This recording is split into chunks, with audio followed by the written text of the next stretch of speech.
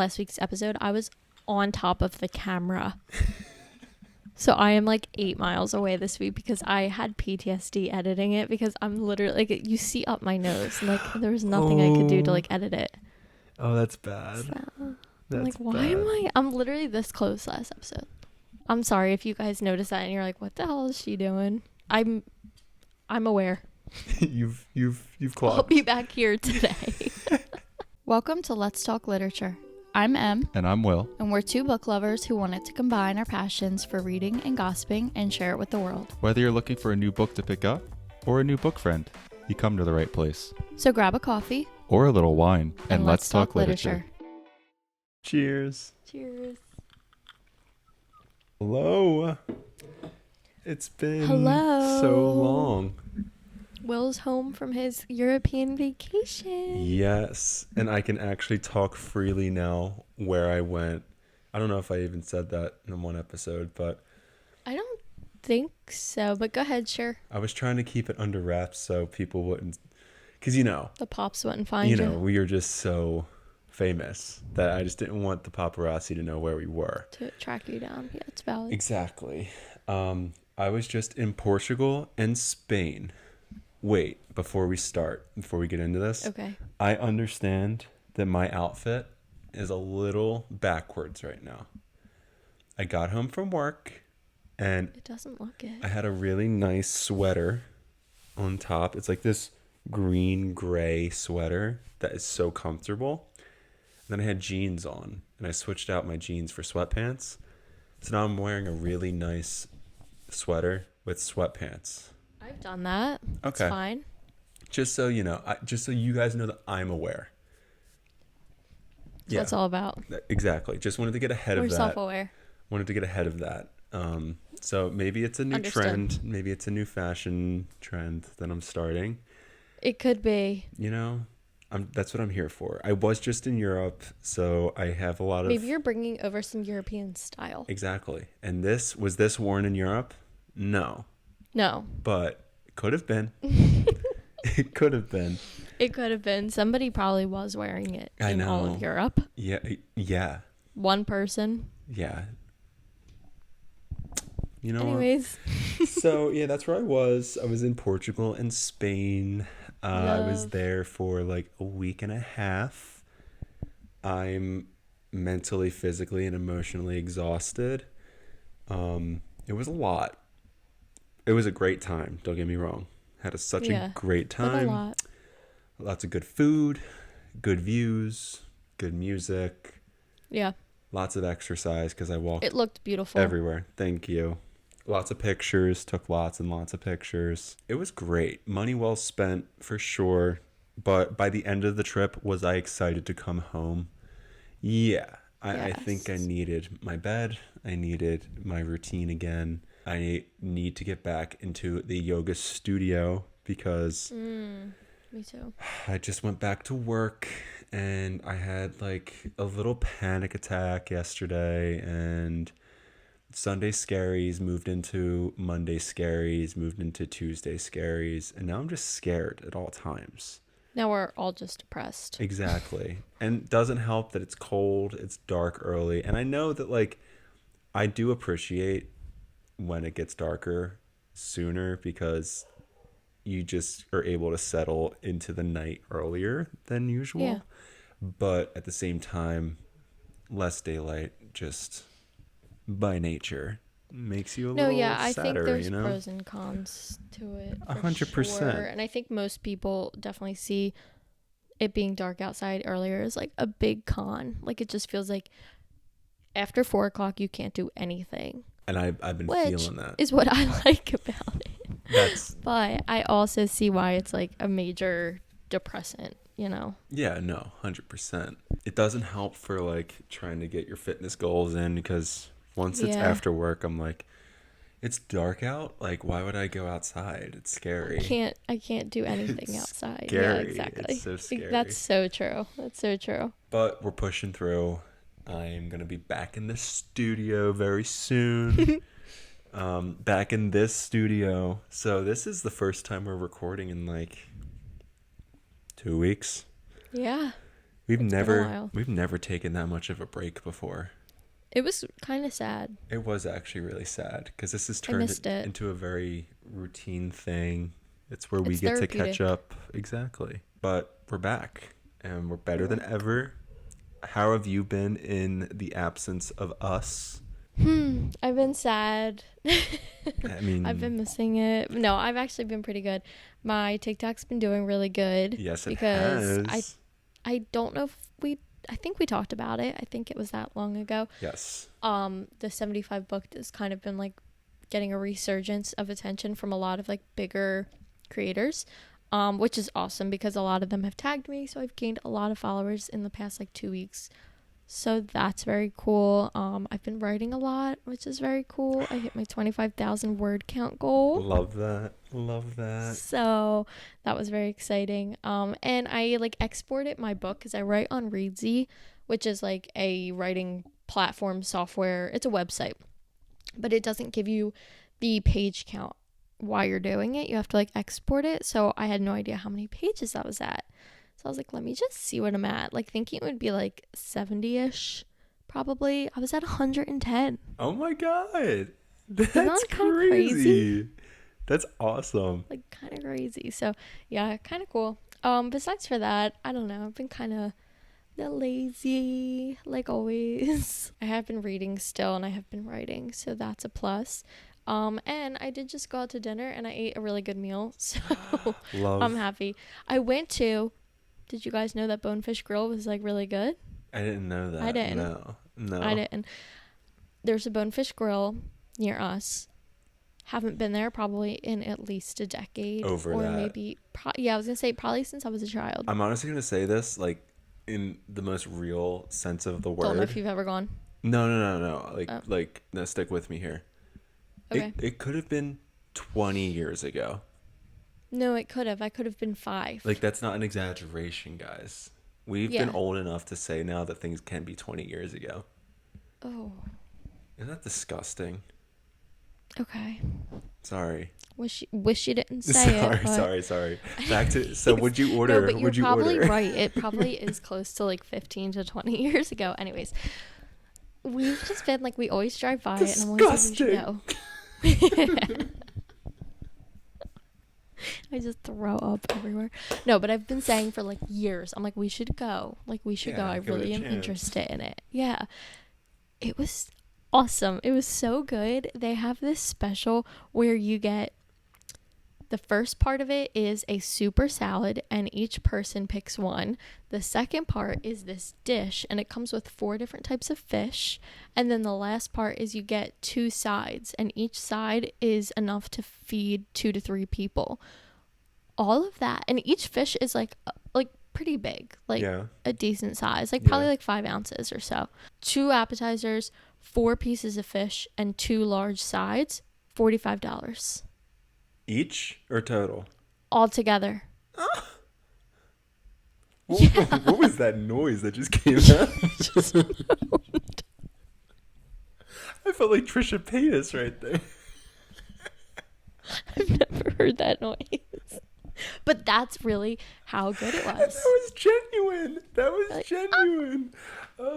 That's unreal. $45. Wow. And we got dessert, and we each got, Zach got like a Coke or something.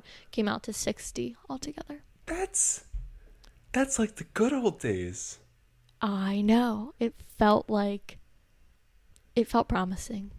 That there's a Promising. future. That's some There hope was core. That's really Shrimp some hope with core. mango chutney, salmon, Mango chutney. mahi-mahi, tuna tataki.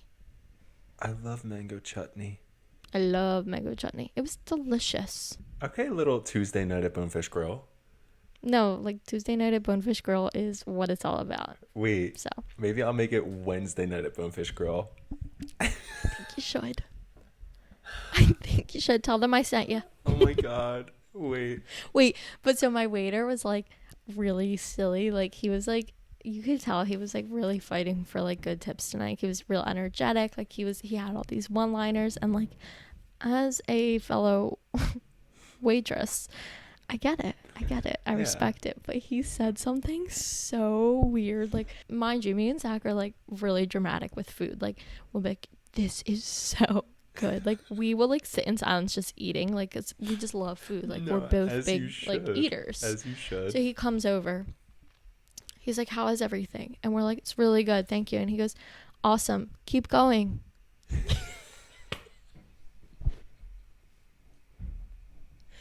And me and Zach both looked at each other and we're like both of us trying so hard not to laugh. And you could tell that he was like kind of thinking to himself, like, why did I say that? He was like, keep going. What do you even like, mean keep by eating? That? I was like, Keep we both were like, you got okay. this.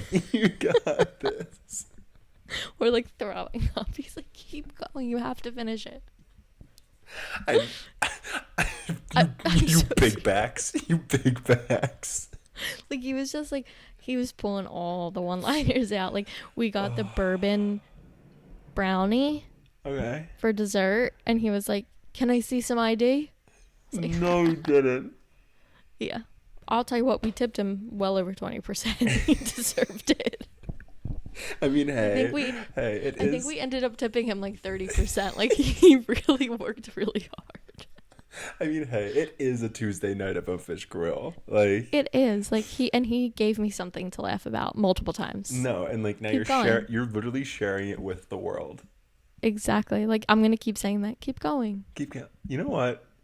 Keep going. He's right. Keep going. Anywho.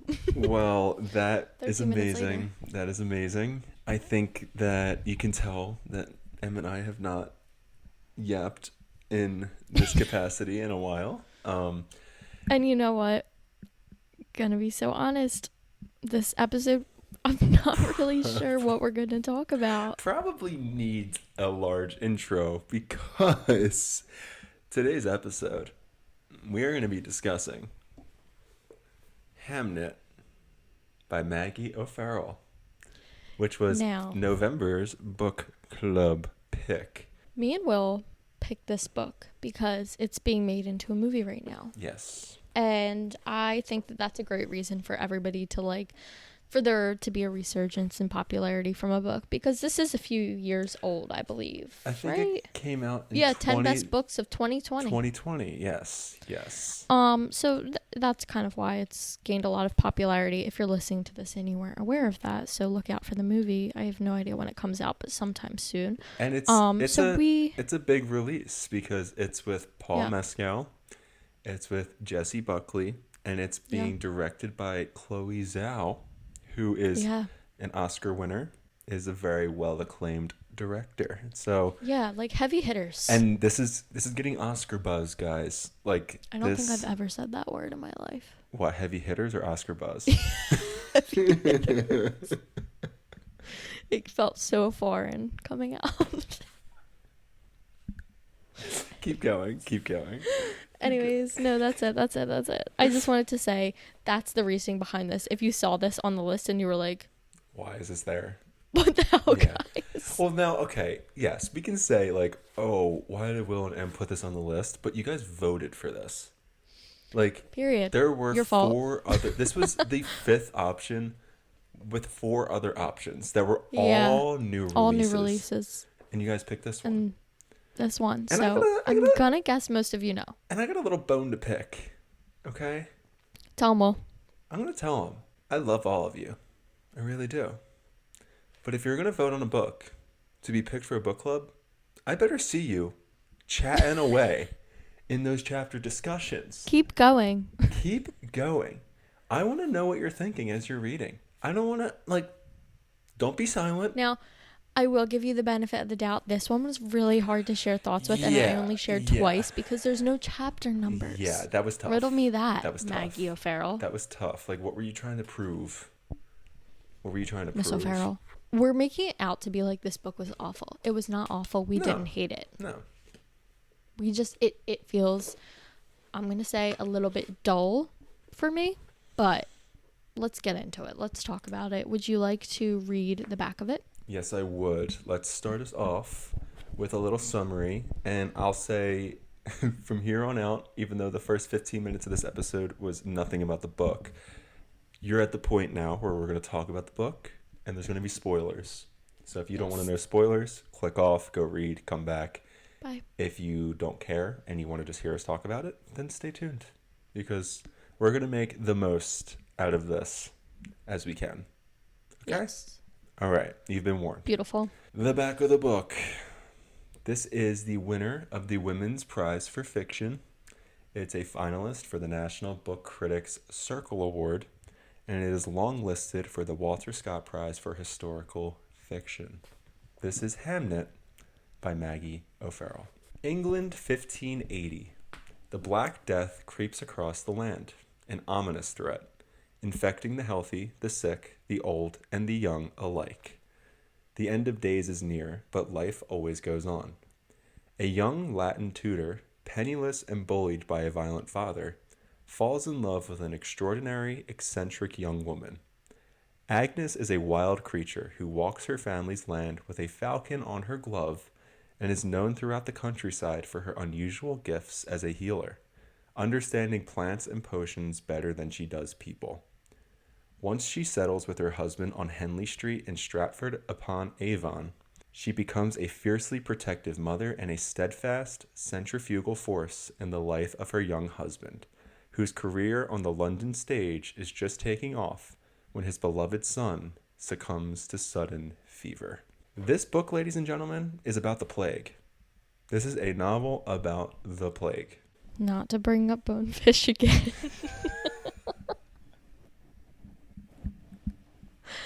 It's not about joking. Bonefish. It's You're just the setting. It's just the setting. Okay. It was at Bonefish Grill. Okay, it was at Bonefish tonight, and Zach was like, "Oh, what are you and Will recording tonight? What episode?" And I was like, "Oh, it's our book club." And he was like asking what we were reading, and I was like, "It was Hamnet." And he was like, "Not Hamlet?" And I was like, "No, Hamnet." it's about Shakespeare and his family and his son, whose name is Hamnet. But it's like a retelling of the history, taking some liberties to like fill in some of the blanks and stuff like that. And he's like, "Oh, like was it interesting? Like, does anything happen?" And I was like, "Yeah, the son dies like from the plague." And he's like, "Oh, that sounds like something you'd really like. Don't you love like disasters and stuff?" And I was like, "I do." just natural disasters worldwide, I global. love plagues, pandemics, natural disasters. Yeah. Love anything that's ready to wipe out the human race. Yeah. You would have loved COVID. I loved COVID. What are you saying you would have? Like, I was alive for it. That was the joke. I was here. That was the joke. Oh. That was the joke. I was here. I'm not that young. Thank you. Oh, man. That was like... I did, which is a little bit of an insensitive thing to say, so I do apologize that I'm privileged enough, but God, I loved COVID. I had a great time. I didn't have to do anything. This was the perfect book for you then. Perfect. That's what I'm saying. I love like a historical fiction set in England in the 1580s with like the plague on the horizon. It sounds terrific. I will say I went into it, I think, expecting a little bit more than what we received. I think I was expecting a little bit more characterization and maybe a little bit more about Shakespeare himself and like things that I guess like would surprise you. I don't know, just something like interesting to add to the allure of Shakespeare. But I feel like that was kind of the story of Shakespeare and his family was just kind of used as like a conduit for a story about grief, which I do enjoy. But I felt like because the characters felt a little bit underdeveloped for me, I didn't find myself like super attached to anybody. Yeah, I think I went into this, I don't even know what expectations I had, because I'm going to be completely honest, I didn't know what this was about. I knew that it was about Shakespeare in some capacity. I just didn't know what. I didn't know if it was like a retelling of Hamlet, and they changed the title. That's what I thought at first, and I was like, who the hell's Hamnet? Exactly. I was like, are you sure you didn't spell the name wrong? Yeah, I didn't know what to expect going into it, and I honestly didn't read up on anything going into it, so I kind of went in on this blind. I actually thought that there was going to be a little bit more of a dive into like I guess you can call it magical realism of like her ability to heal by touch and her ability Me to too. see by touch. Um, I really enjoyed that part of the book, and it really That was my intrigued favorite me. part. And I honestly, I think in the chapter by chapter discussions, I was like, I said that I'm already intrigued and I'm already locked in because that's kind of told to us early on. And I thought we were going to go in a really cool direction with it, but it really ended up not really going anywhere. No. The story really is just about Agnes, who I think was the only character in the whole book to actually have any substance to her. Everyone else served as a device for Agnes. Yeah. I mean, the book's titled Hamnet, and we don't really get much on Hamnet. And I think there was a point in like, okay, yes, this is a book about Shakespeare and his life and his wife and his family. And I think it's probably the point of it all that we focused heavily on Agnes and not Shakespeare, because the real story is about Agnes, and the story of Hamlet and how it came to be is basically a retelling of the grief experience through the death of Yeah. their son.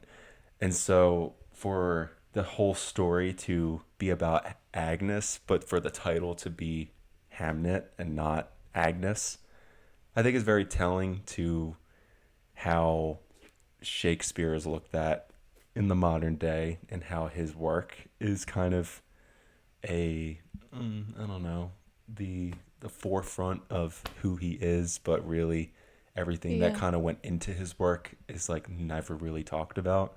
So I think that was probably a play on this to give the credit to something else rather than Agnes, Yeah. who's the one who endured all of this, and kind of got the short end of the stick because Shakespeare, who remained unnamed throughout the book, which I actually did, Yeah. I did like. I did like that, and he still got all the flowers in the end. So I think it was all for a reason. It's just I think the book is like an extremely well written book. I think it's very beautifully written. The prose is beautiful. It's not dense enough that you can't understand it, but it's dense enough that like it challenged you. Yeah. But I was able to easily digest it and know what was going on. Yeah. Yeah, agreed. I think the biggest thing for me was I really liked that it like centered the entire story on Agnes's experience with everything. Like just giving a voice to a story that probably most of us have never heard before. So I do love that. I love that in like Greek mythology when people do retellings and they give voices to those side characters that you like so often are never taught about. And I think it's interesting when you look at it in the lens of like Shakespeare and everything he created never would have been without Agnes. And like everything that she gave up so that he could be in London. So I did think that that was very interesting. I think it should have been a little bit longer and a little bit more into the characters and the relationships rather than just a focus on like characters just on their own. It kind of felt like a spotlight was just shined on them. Yeah. And we didn't see a whole lot of like interaction too much. Like you said, I really wanted Agnes's like powers to be something that we learned more about. Wasn't really. It was tied throughout the whole book, but it kind of just felt like this is what she does, accept it, let's keep going. And I felt like we could have really made that something super interesting when it wasn't. So I think that once I realized like it's not going anywhere with that, I kind of like felt myself like losing a little bit of interest in the story. I also felt myself losing interest once the timelines like converged and once Hamnet dies. I kind of was just like, oh, okay, like we're barely halfway through and he's dead.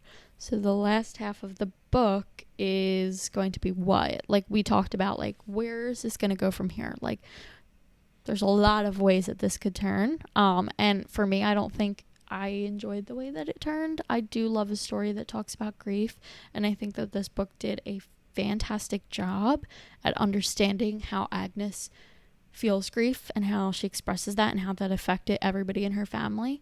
But I think that the story in and of itself to me just felt really dry. It felt like page after page after page of just the feeling. I agree. I think it could have went a bit more into... It did a good job of showcasing how Agnes and how... I mean, obviously it's William Shakespeare. How they both handled their grief. William fled and didn't want to confront what happened. Yeah. And would rather avoid. Whereas Agnes was forced to confront it head on. So I did like that contrast. Me too. I agree with you. I think it, in a way, yes, it could have been more pages to dive into each character more. I actually think this could have been less. It could have been less. Like it could have been. It could have been a short story, because I feel like there was a lot of fluff that wasn't necessary. Yeah. But I also think too that this book it's formatted as if it's a play.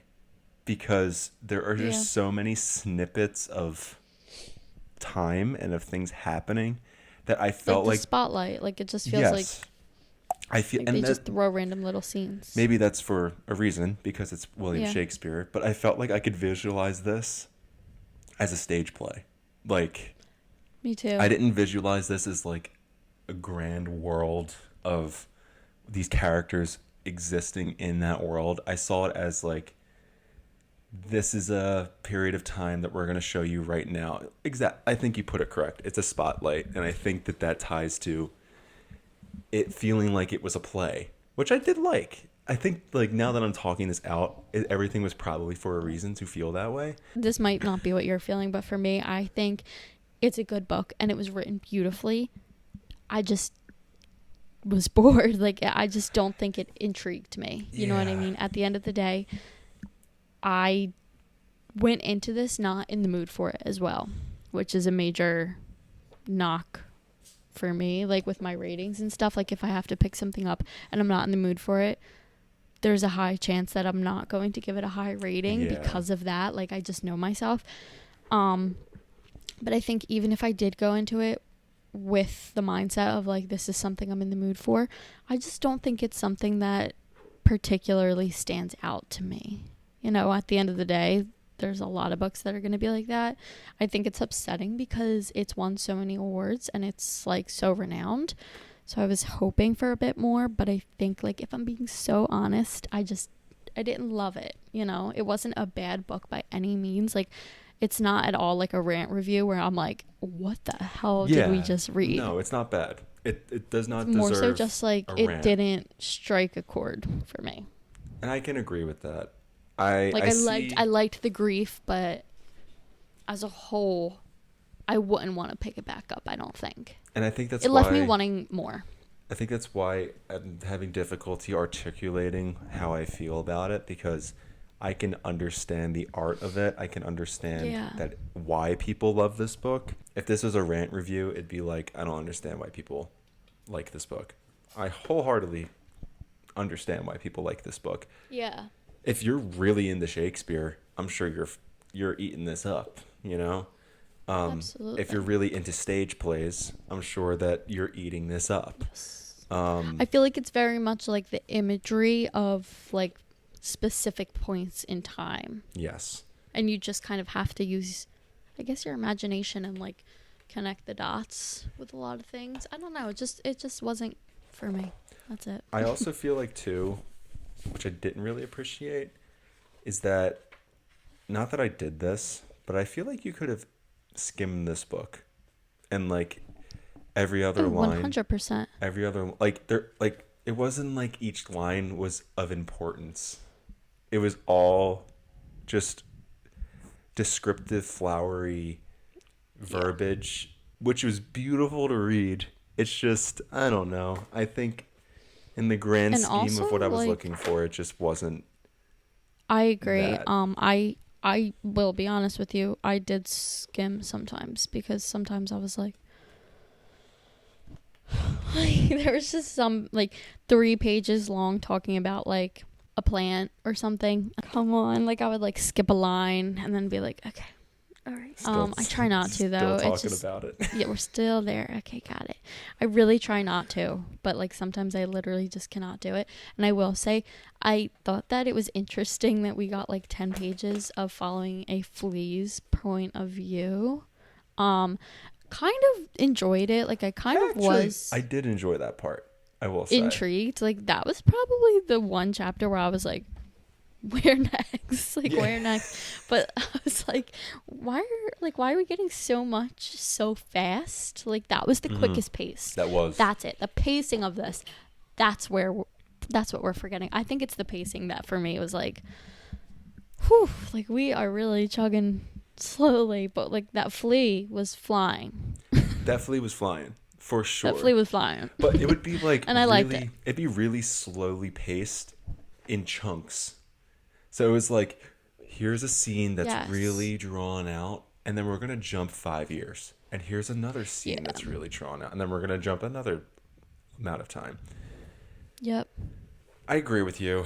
I think I fully respect people liking this book. I understand the awards it's getting. I think it'll be a beautiful adaptation. And I think it leaves a lot of room for the director to do as they want with the source material. Yes. Because I feel like you could dive into Agnes's powers. You can dive into the grief of it all. You can dive into their relationship together and how volatile that could be. Yeah. I think there's a lot of room to focus on something that you want to focus on. And I think that really helps too, that a reader can take from this book what they want from it. And there's a lot of things to take from this book. But I think the overall feeling of this whole book, I felt like was very poetic. And I think it did a really good job of kind of showing, like I said earlier in the discussion, that William Shakespeare gets all this credit. And you were saying how a lot of his experiences were other people's experiences that he kind of adapted into his work. And this is showcasing like what it is that drove him to make Hamlet, and the real, like those who really endured what happened and where he went and just made art of it. There's people that actually endured it. So I think it does through it, yeah. Exactly. And so that's why I think it's a great feminist novel. I think the way that she wrote Agnes was incredible. Me too. I really did enjoy reading from Agnes's perspective. She's a very interesting character. I just feel like you said, I think we just wanted a little bit more. A little more. On that note, do you have a rating? It's tough to rate this, in my opinion. Me too. I'm having a very difficult time. Because, is it good? Yes, it's good. Yes. Did I enjoy my time? Sure. Sometimes. Sometimes. That's a good descriptor. Sometimes. Am I glad I read it? Yes. I'm very glad I read it. I'm excited to see the adaptation of this. Yeah. And it gave me more insight into William Shakespeare, which is cool. Because I really don't know much about at all. I don't. Ask me to name one thing about him. I can't. I couldn't. And then to learn about Agnes as well was awesome. I did absolutely love the last 10 pages or so of this book. I could visualize what was happening and I could feel what was happening in those last 10 pages. So kudos to Maggie O'Farrell for a good ending. I've really put a lot of emphasis into my ratings in the past, and I feel like it's just really a gut feeling of what your rating is. And you can explain it or have some type of system to explain your ratings, but it'll change. Like, it's always going to change. It's tough because I really want to rate this 4 stars because it's very well written. It is beautifully written, and I enjoyed it to an extent, and I know that it's a good recommendation for people who will appreciate it, but it's not a good recommendation for the everyday reader. No. At all. So no. I would love to give it 4 stars. I would love to also give it 3 stars because sometimes there's books that I rate 3 stars that I appreciate the art of it, but it wasn't for me. So does that mean I give this a 3.5, a 3.75? I don't know. I don't think it goes above 4 for me, but it definitely doesn't go below 3. So it's somewhere between Okay. 3 and 4. Ask me on a different day, I'll tell you 4. Ask me on a different day, I'll tell you 3. But what I end up rating on Goodreads or Fable, you go check out because it'll be up there at some point. Yeah. How about you? I think you worded it perfectly. That's kind of exactly where I am. Like when I finished it, I was kind of set on a 3 based off of how I was feeling. But with like more thought about it, like I really do have a lot more respect and like admiration for the way it was written, because it is really truly a beautiful book. And after this conversation, we've kind of figured out some things that were more intentional than we had thought. But yeah, I don't think it would ever go higher than a 4. Don't think it would ever go lower than a 3. I'm leaning towards like a 3.25 because I feel like 3 just feels so low. Yeah, agreed. But like the experience felt like a 3, if that Yeah. makes any sense. So I'll probably end up giving it 3 on Goodreads because I feel like a 4 is just too high. But Yeah. I have admiration for it. I can respect that. I think maybe then a 3.5 is good for me because I usually rate things 3.5 of like if the premise was great but the execution wasn't there, or if a book I can only say that it's like that was scary, that was good. Yeah. Like maybe this is like this was beautiful, but I can't really say anything else Yeah, about like it. we had a hard time Articulating that. conversation of it. Yeah. So maybe I it's do have a rating. a 3.5. Maybe I do have a going with. review from our book club to share with you guys. Okay. So this review comes from Connie. Connie gave this a 4.5. And the review says, Hamnet is one of those rare novels that stays with you long after you close it. O'Farrell's writing is lyrical and immersive, pulling you into the emotional world of Shakespeare's family without ever feeling forced or overly historical. The relationship between the twins is written with such beauty and ambiguity that it lingers in your mind. Agnes is easily the soul of the book, and her grief is portrayed with unforgettable depth. It's a slow, atmospheric read, but incredibly rewarding. And I think I agree with all of that. I do agree with that. I just don't know how much I enjoyed it. And I will say, we didn't really talk much about the twins, but I did think it was really beautiful the way she wrote the love that they have for each other. Oh, 100%. You know? And I also think, too, that there's a nod that potentially Hamnet or Judith share the same gift that Agnes has. Yeah, that's what I thought, too. Because I think it was just I think we said in text to each other that it's Hamnet's power of love for his sister that he took on that illness and cured her from it so that he would be the one to succumb to it. But I think that just showed that like their true connection to each other as well. Yeah. So there is great beauty in all of this. There is. And that's why I am having such difficulty rating it, because I wholeheartedly agree with Connie's review. But you know what she said in there? She said she didn't feel like it was overly historical. And I'm going to be honest, I kind of wish there was more history in it. Yeah, that's fair. That's fair. I kind of wish we got a little bit more of like what's going on, you know? Yeah.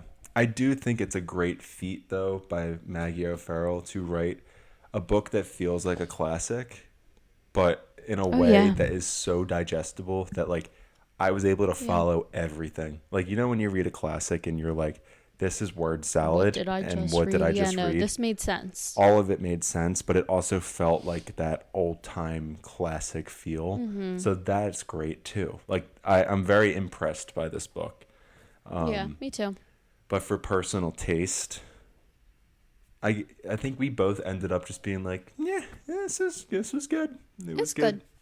Yeah. Yeah. I'm going to shelve her.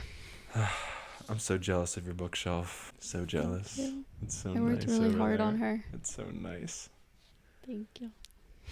All right. Well, that was an interesting conversation because I feel like we It had was. many positive things to say, and then we ended up giving a lower rating. But I think it's just that was just a gut internal feeling of just how we experienced the impression. book. Exactly.